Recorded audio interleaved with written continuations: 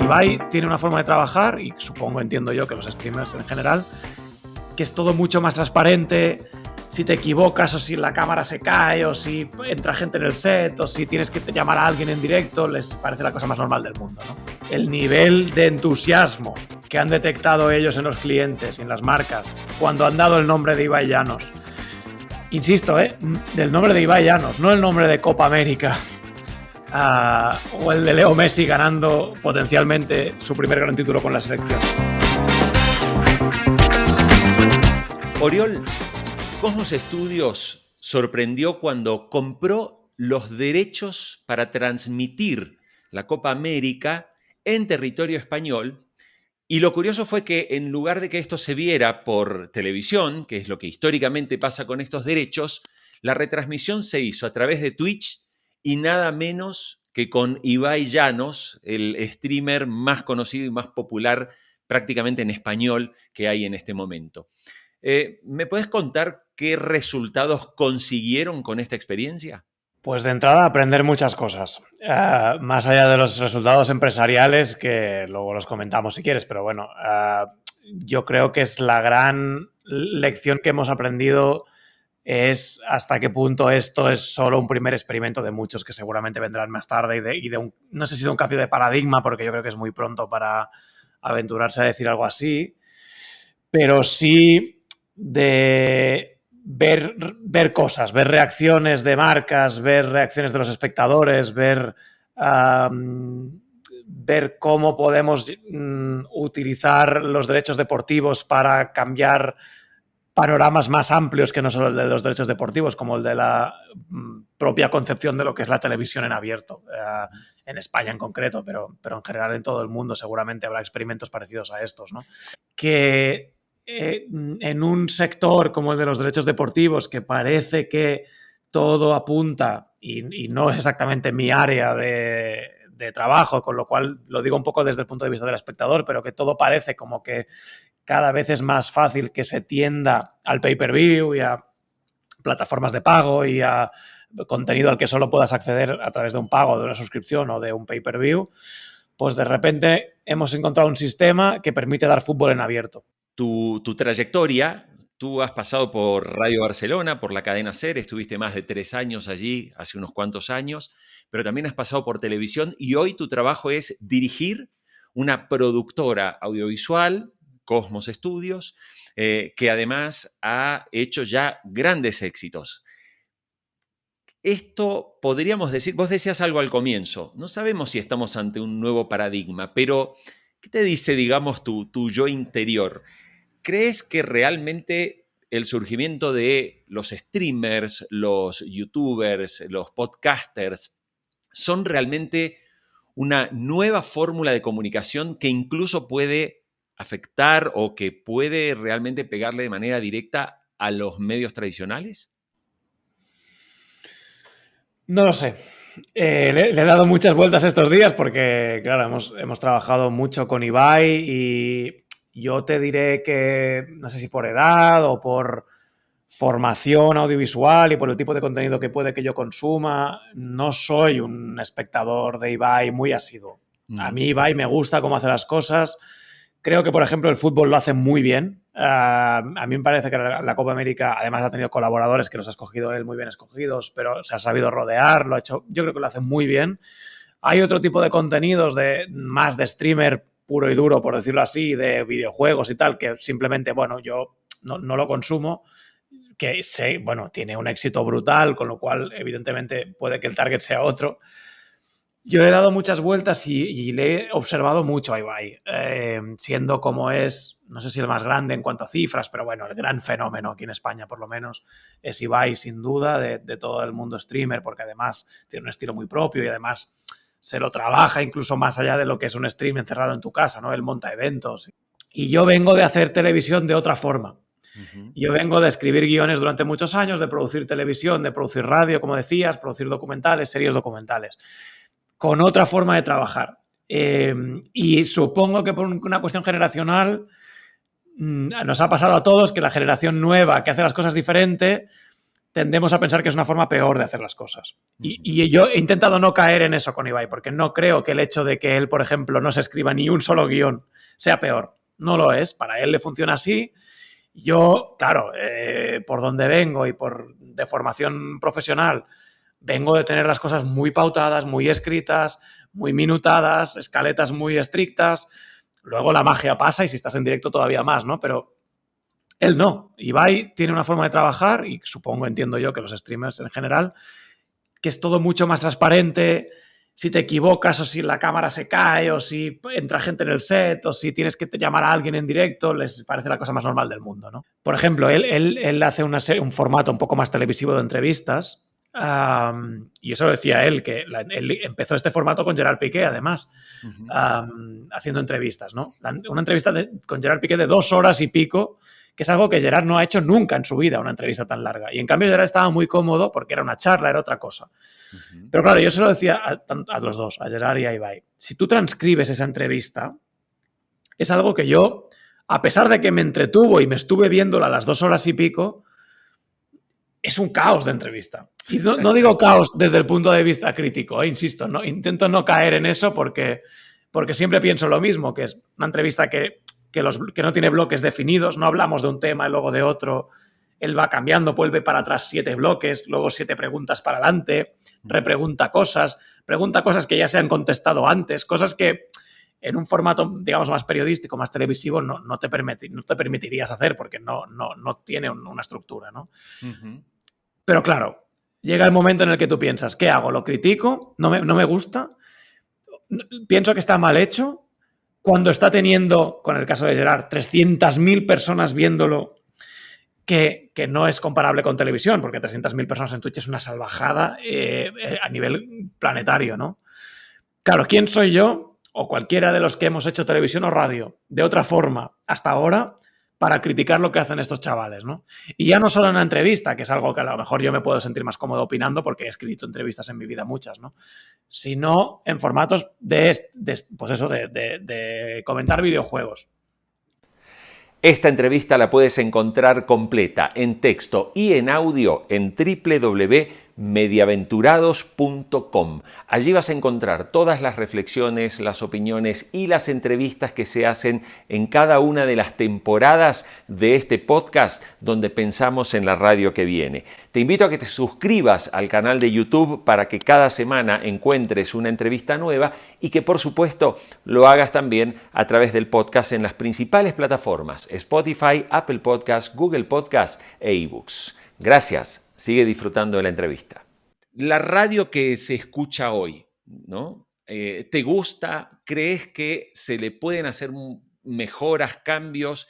¿Qué crees que por ahí la radio podría hacer? Porque sí hay un dato que es contundente en el caso de España. El último EGM ratifica no solo que la radio está perdiendo alcance, ¿sí? Ya el alcance de la radio en España, si mal no recuerdo, está en el 56% de la población. Es muchísima gente, ¿no? Estamos hablando de más de 20 millones de personas que cada día de alguna forma se conectan con la radio. Sigue siendo mucho, pero es verdad que cae. Pero la particularidad es que en esos mismos estudios de EGM, el público joven y adolescente ya prácticamente responde no, mire, yo no escucho radio, ¿no? Probablemente Ibai no sea un oyente de radio. Seguramente Ibai se moverá solamente en el mundo digital. Entonces, ante ese contexto y en tu rol de finalmente también un creativo, un creador, una persona que ha sido guionista, que ha hecho un montón de productos, ¿qué le cambiarías a la radio? Esta es difícil, ¿eh? O sea. No, es que yo te diría que al final es que, sinceramente, creo que la respuesta parece como muy pedante, ya lo sé, pero que la respuesta a crisis o a supuestas crisis de formatos de entretenimiento se basa en encontrar buenas historias. Es que al final siempre vamos a parar a lo mismo. Las buenas historias. Yo me acuerdo en 2015... 2014, finales de 2014. No sé si te acordarás que salió Serial, la serie claro. el spin-off del equipo de This American Life, que es un podcast que recomiendo muchísimo. Yo, de hecho, es el que más escucho desde hace muchísimos años, que es una maravilla de programa de radio semanal en el que cuentan probablemente las mejores historias que yo escucho en podcast, que escucho bastante. Y me acuerdo mucho de un serial que amigos míos que en su puñetera vida han escuchado de la radio y nunca he tenido una conversación con ellos de radio, se pasaron semanas actualizando el día del estreno del nuevo capítulo de Serial para ver cómo era un true crime tradicional en realidad de televisión, pero llevado a la radio y muy bien contado y muy bien producido, evidentemente con presupuesto y con un equipo como el de la radio pública esta de Chicago que son excelentes. Y recuerdo el boom que hubo, que en su momento se colocó como número 1 en iTunes y podcast más escuchado de la historia en ese momento. No sé si sigue siendo a día de hoy, probablemente no. Y recuerdo el fenómeno y pensar, joder, es que hay muy buena gente contando muy buenas historias en los podcasts y simplemente esta, bueno, es especialmente buena y lo ha reventado a unos niveles de muy mainstream que han trascendido a gente que no ha escuchado la radio nunca en su vida. Pero evidentemente sirve para la radio diaria, lineal, de noticias y que se trata probablemente de fichar a una serie de figuras. Yo creo que decías Ibai Llanos y la radio. Bueno, pues igual Ibai, de repente hay un tipo de contenido que le encaja hacerlo solo en radio, pero es que además lo que hace él es radio, en realidad. Si es que, ¿qué diferencia hay entre la vida moderna de David Broncano, el Nadie sabe nada de Andreu y Iberto, con lo que hace Ibai? Si es que son ellos con un micro y resulta que tiene una cámara también y lo cuelgan en otro sitio. Es que simplemente la diferencia es donde se emite. La SER podría, y mira, lanzo la idea aquí, pero la SER podría perfectamente llegar a un acuerdo con Ibai para que en exclusiva pueda tener en audio para la FM de las madrugadas de la SER a Ibai Llanos, tal y como está haciendo el mismo stream de Twitch, porque además incluso lo que decíamos antes, a nivel tecnológico, él tiene su micrófono en casa, que seguramente es mejor que los que hay en los estudios de la SER. Y para emitirlo, y mucha gente conectaría con la SER y conduciría por las noches o trabajaría por las noches escuchando a Ibai y sería exactamente el mismo contenido. ¿Por qué crees de alguna forma que a los medios tradicionales les cuesta tanto ese salto, digamos, tecnológico y de visión digital para transformarse y quizás sin perder la esencia de lo que hacen, hacer apuestas mucho más agresivas en lo digital? Pues es muy buena pregunta y seguramente lo fácil sería decir, porque en algún caso lo he visto, que el perfil de director de cadena de televisión, probablemente por cómo le han ido las cosas hasta ahora, que puede que le hayan ido bien con este modelo actual, y por edad y por tipo de consumo de audiovisual, prefiera alargar el máximo posible el modelo del que venimos de la televisión lineal, ¿no? Y el broadcast tradicional, digamos, y de esta fórmula de comprar un formato, ponerle una estrella a presentarlo, unas estrellas de invitados y seguramente sigue dando mucho dinero y sigue funcionando, ¿no? Pero es verdad que hay una cierta sensación de que toda una generación que va por lo menos de mí para abajo, que no ve la tele lineal, porque no entiende que le tengas que decir a qué hora tiene que ver las cosas y porque no entienda que cuando lleva media hora viendo un programa de repente le cortan durante 6 minutos para ponerle unas marcas. Es muy absurdo en realidad si lo piensas, comparado con lo otro que tienen ahora, que no teníamos antes, ¿no?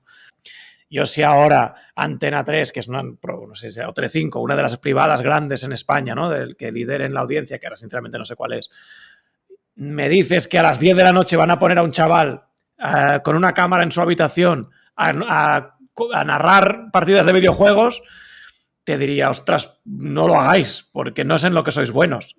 Y eso ya existe en otro sitio, y quien quiere ver eso ya va a Twitch, y ya conoce a Ibai, ¿no? Y eso, de hecho, es un ejemplo de cómo las cadenas, las hemos visto todos, intentar atraer a figuras de otros ámbitos a la televisión lineal, ¿no? Hoy tenemos los streamers, tenemos los influencers, tenemos los youtubers, tenemos a los podcasters. Y allí está empezando a desarrollarse un mercado publicitario que naturalmente, cuando uno dice que un Ibai Llanos de repente gana 5 o 6 millones de euros por año y ni el mejor ni la mejor estrella televisiva probablemente, o sea, gane siquiera la mitad de eso en un contrato anual, ¿qué está pasando a nivel comercial? Porque sí se oye como que parece que las empresas se enloquecen por estar con estos streamers. Pero, ¿cuál es la experiencia que están teniendo ustedes con Cosmos Studios y que además ustedes experimentaron con el propio Ibai y que ahora están preparando además la transmisión de la Copa Davis, que también la va a transmitir Ibai Llanos, con lo cual imagino que después de la experiencia de Copa América, algunas buenas conclusiones han sacado? Sí, y esta es una de las principales, para mí, la parte comercial de los patrocinios y de las marcas. A ver, nosotros tenemos un equipo comercial en Cosmos que evidentemente se dedica y además es muy buen equipo, a buscar acuerdos con marcas y para diferentes tipos de patrocinios y de sponsorships y tal. Las caras que les he visto trabajando para vender la Copa América con Ibai Llanos con las marcas no las he visto con otro proyecto. Y no digo que con nosotros no tengan éxito, que lo tienen mucho, pero el nivel de entusiasmo que han detectado ellos en los clientes y en las marcas cuando han dado el nombre de Ibai Llanos. Insisto, del nombre de Ibai Llanos, no el nombre de Copa América o el de Leo Messi ganando potencialmente su primer gran título con la selección.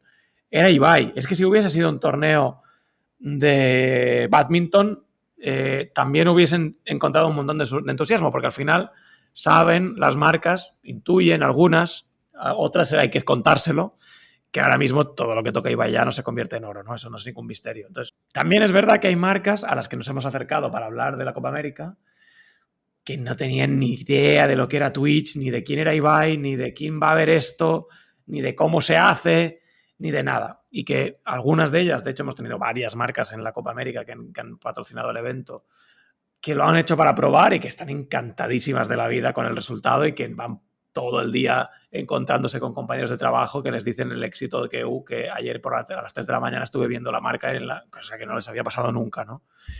Pero sí, que es un fenómeno que probablemente también esté preocupando a los ejecutivos de televisión de los que hablábamos antes, ¿no? Que ven cómo las marcas, pues oye, en vez de gastarme este dinero en un anuncio a la media parte del telediario, pues voy a ponerlo aquí para probar, ¿no? Y que este dinero se va a ir escampando cada vez más, evidentemente.